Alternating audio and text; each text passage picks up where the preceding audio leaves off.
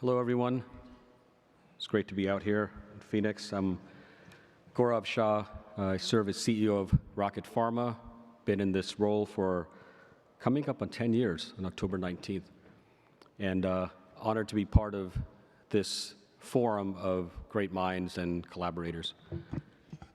So I'm here to talk about three things, three main points. Number one, when gene therapy works, it works. Number two, gene therapy can also be a lesson for all of us in authentic, unmanufactured humility. And third, gene therapy is also the future. I'm going to focus on one disease called Danon disease. Rocket Pharma has a pipeline of both hematology and cardiology programs. And by the way, I will leave the last 5 or so minutes for questions, so I'm going to go pretty fast here. So our hematology portfolio is, as you see here on the, can't read anymore, the bottom. The lead program here is, which is hopefully approved next year, is LAD1. We also have a program in Fanconi anemia as well as pyruvate kinase deficiency. The true heart and soul, literally the heart of Rocket's future, is cardiac gene therapy. We were the first to enter the cardiac space and show clear proof of concept in a disease called Danon disease.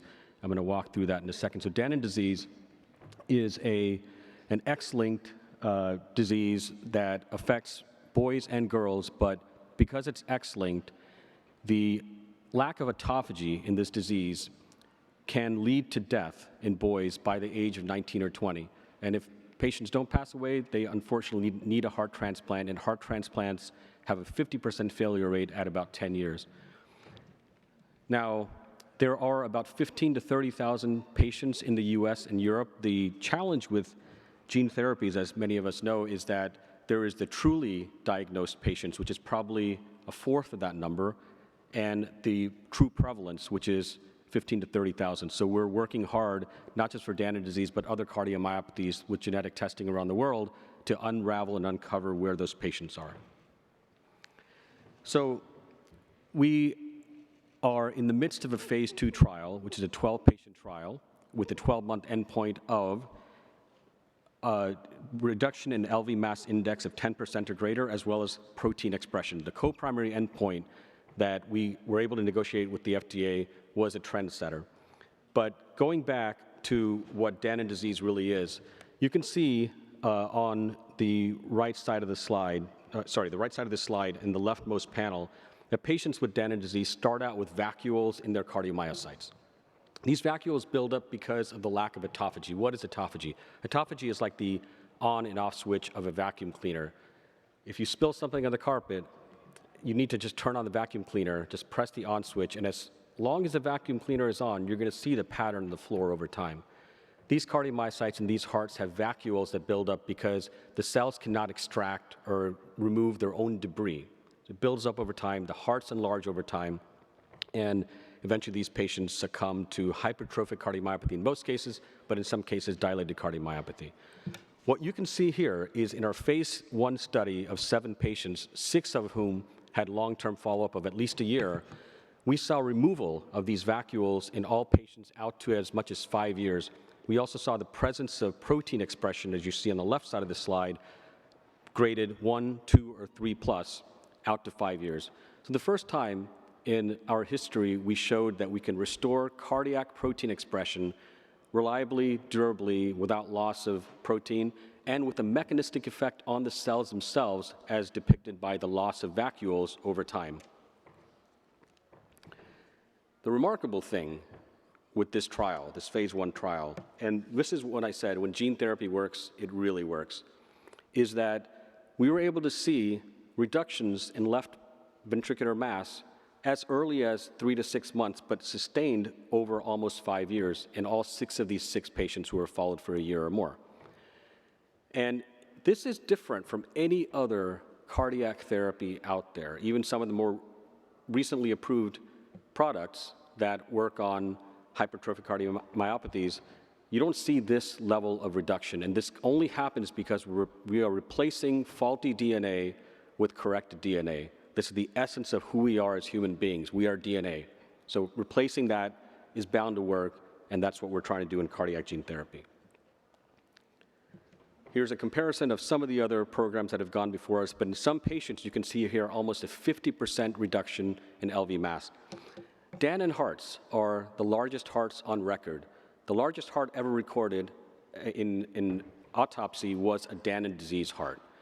So this is a devastating disease of both childhood and adulthood that I believe can only be tackled by gene therapy. Also, the protein involved here, which is LAMP2, is an intramembrane protein, so you can't replace it by an antibody or a protein replacement or a biologic or a small molecule or even RNA. You have to do this via DNA. So gene therapy works when you have the right assets, the right indications. It's not for everything. It's for fatal, devastating diseases, and I'm proud that Rocket has been able to find some of these diseases in both the cardiac and hematology spaces. So we call this the green slide.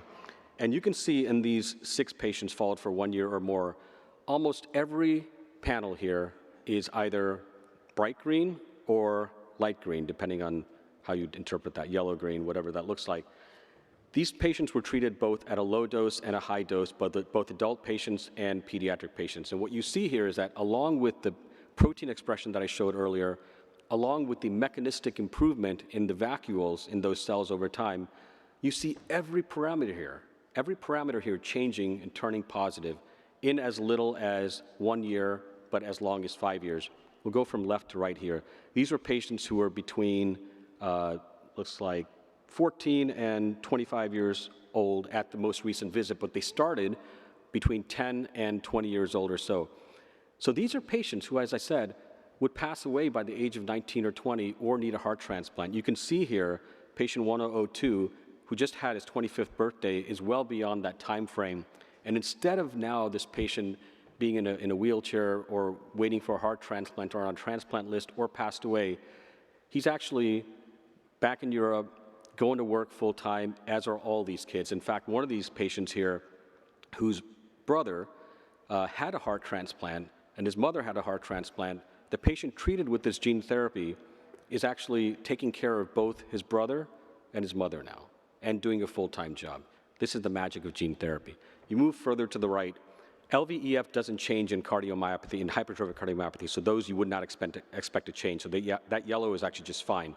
You can see a massive drop in LV mass index in some patients, but at least a 10% drop in most patients, which, as I said, is the primary endpoint of the phase 2 trial. Moving further to the right, you can look at proBNP, which decreases in almost all patients.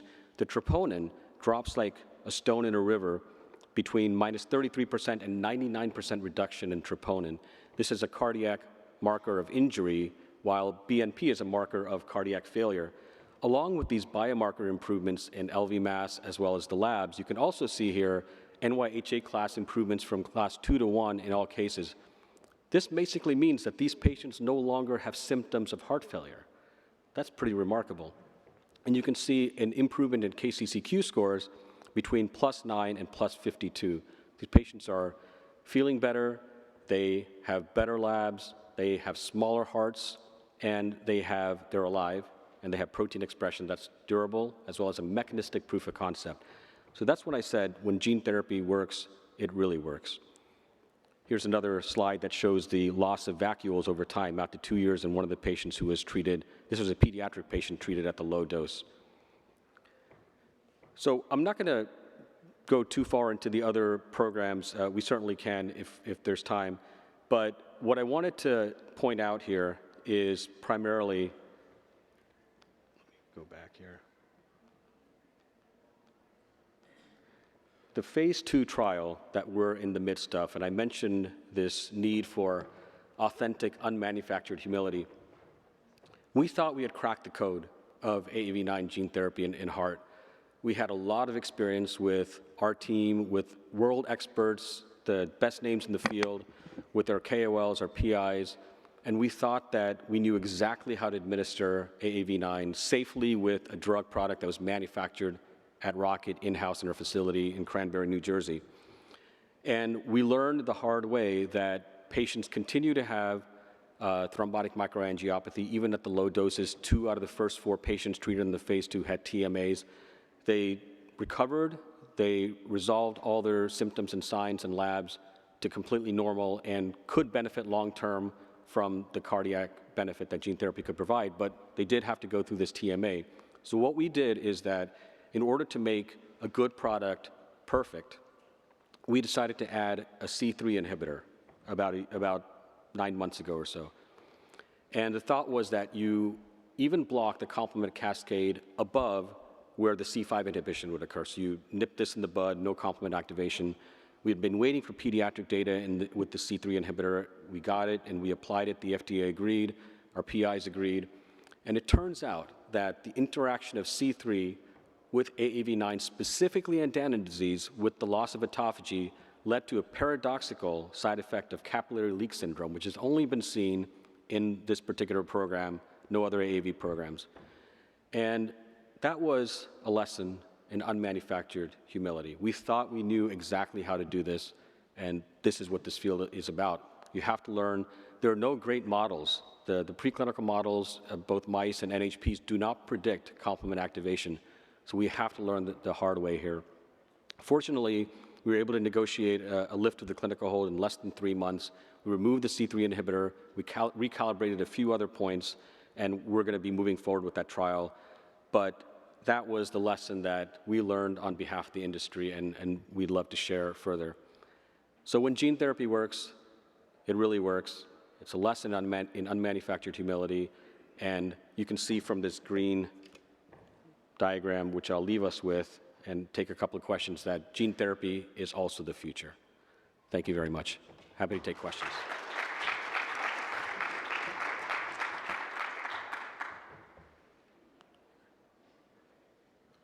Okay.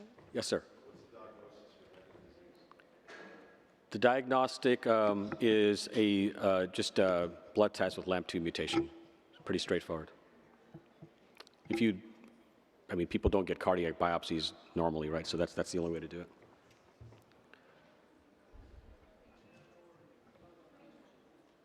Huh?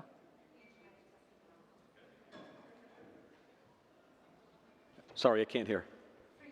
Oh, yeah. So Rocket is also sponsoring a program called Mission Genome, which offers free genetic testing for patients who are suspected of having any sort of cardiomyopathy. It's called Mission Genome, and it's a collaboration that we're beginning in anticipation of not just Danon disease, but 2 other programs that we're pursuing, PKP2 arrhythmogenic cardiomyopathy, as well as BAG3 dilated cardiomyopathy. So with these 3 programs, by the way, Danon for HCM, BAG3 for DCM, and PKP2 for ACM, we're tapping each of the 3 big buckets of cardiomyopathies and hoping to pave the way for the future. Great reminder. Any more?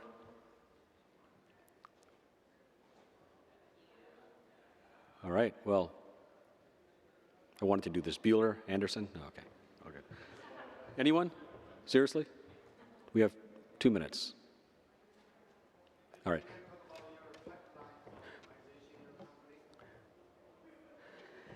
Pipeline prioritization. That's a great question and a tough question, and another lesson in just learning how not just to do gene therapy, but how to build companies. We had to, unfortunately, prioritize our pipeline and focus solely on cardiac gene therapies moving forward. We are going to pursue the Kresladi approval and potentially get a PRV there. We had to put Fanconi anemia, which is very literally dear to my heart. I started this company with Fanconi anemia in mind. My second day on the job was to go to Fred Hutch and try to negotiate a license with Hans-Peter Kiem. Very close to my heart, and those patients community with FCF and FARF are so scientifically minded and so thoughtful and supportive of gene therapy. And unfortunately, we had to put this on pause. And you have to do that in this world and in this field, because the only way to get all these programs to work is to go one at a time.